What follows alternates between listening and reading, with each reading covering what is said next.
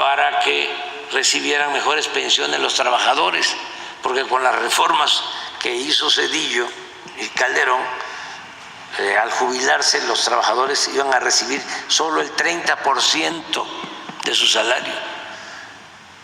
Entonces, Carlos Salazar entendió esto y dijo: nosotros nos comprometemos a incrementar las cuotas, y ahora ya nosotros complementamos este apoyo a pensionados con un fondo para el bienestar, pero ellos ayudaron. Ya que lo mencionaste, tuvo cosas muy buenas, A él se le deben dos cosas, por ejemplo, muy favorables.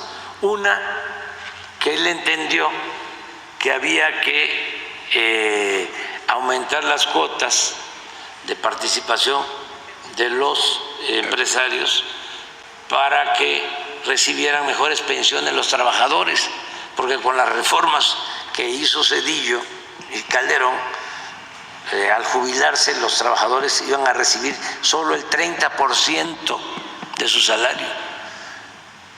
Entonces, Carlos Salazar entendió esto y dijo: nosotros nos comprometemos a incrementar las cuotas, y ahora ya nosotros complementamos este apoyo a pensionados con un fondo para el bienestar, pero ellos ayudaron. Y él ayudó también mucho en que aceptaran los empresarios los aumentos de salario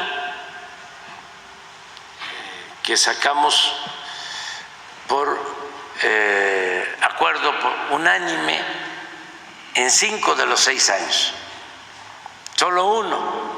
Y fíjense, ese año que no sacamos por unanimidad, el sector obrero, el sector empresarial y el gobierno, el aumento salarial, ese año que no quisieron los empresarios, fue por una organización que está muy politizada y muy adherida a un partido, que es como un sector de un partido. Pero hasta las organizaciones empresariales más fuertes habían aceptado. Es más, cuando se rechazó por parte de esta organización y no se logró el consenso, hasta se fue la única ocasión que no logramos consenso. Entonces, todo esto se lo debemos a Carlos. Lo de gasoductos también él ayudó en buscar un acuerdo. Ahorramos con una negociación, en vez de cancelar los contratos, $4,500 millones en la negociación a favor de la Comisión Federal de Electricidad, porque habían entregado en el gobierno anterior contratos verdaderamente leoninos. Bueno, pero en este caso, cuando la pandemia, me dice que me plantean una tregua de los impuestos, y le digo: no, porque nos quedamos, como decía don Isaac Saba, el finado Isaac Saba, que lo recuerdo mucho porque tenía sentido del humor y éramos amigos. Y una vez le dije: don Isaac, ¿cómo va a andar con ese carro? Está muy viejo, cómprese otro. No, dice, porque me desacompleto. Y sí tenía, ¿no?, para comprar otro, pero entonces casi le dije eso: no, nos desacompletamos. O sea, ¿cómo? Y me contesta, ¿sí?, es que es mejor la tregua porque de todas maneras no van a pagar. No va a recaudar nada. Y se equivocó. Afortunadamente sí recaudamos y salimos adelante. Cuestión de equilibrio entonces su gobierno.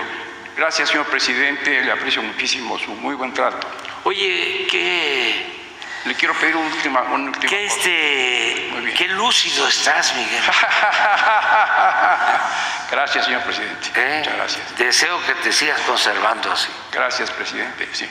Le quiero pedir un acto de justicia en favor de Román González Álvarez, injustamente despedido de Petróleos Mexicanos, donde se accidentó, donde lo atendieron, donde lo han curado, lo siguen.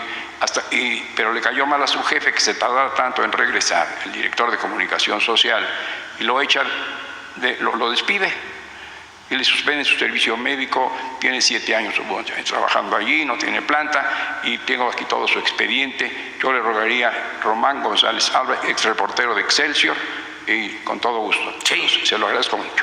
Lo vemos con Jesús. Desde luego que sí. Gracias, señor presidente. Y gracias por el trato de estos años. Gracias. Sí.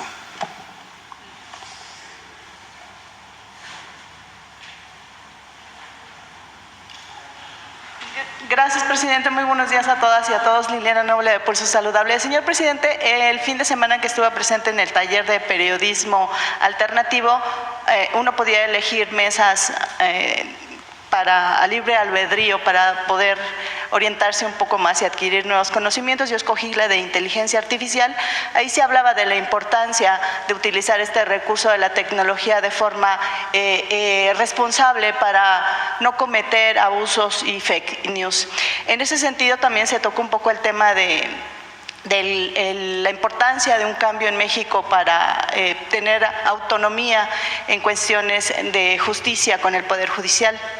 Y me hizo pensar en el caso de Las Vegas. En particular me ha tocado estar en este lugar por muchas diversas circunstancias, muchas veces, y en unas de estas tantas veces me tocó ver cómo en las casas de mediana y alta clase las personas que ellos tienen esta elección del voto para poder elegir a sus jueces. El mandato dura alrededor de unos 6 años y ellos ponen en las casas las fotos de los que ellos consideran que son los que mejor le van a rendir a la nación, bueno, a ese lugar en particular.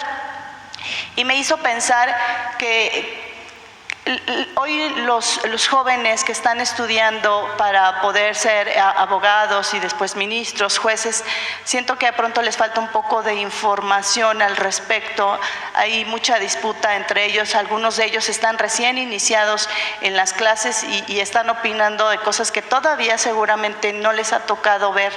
Y con toda esta relatoría, presidente, ¿no considera usted que sería viable que se pudieran hacer campañas un poco más explícitas, tanto para la población en general y también para estas jóvenes, para los jóvenes, para que conozcan un poco más de qué va esta reforma y que piensen que estamos en un momento muy importante y que si otras naciones como Estados Unidos, Bolivia, Japón, que tienen esta libre elección, ¿por qué no lo podríamos hacer los mexicanos?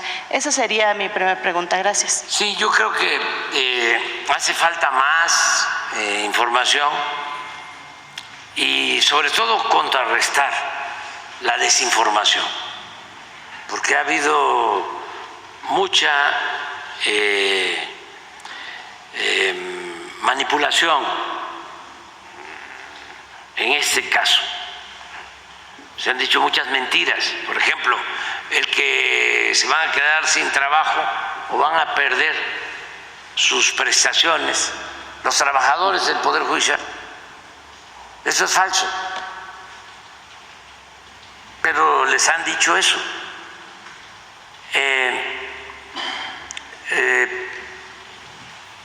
Les han dicho, por ejemplo, de que va a depender el Poder Judicial del Ejecutivo.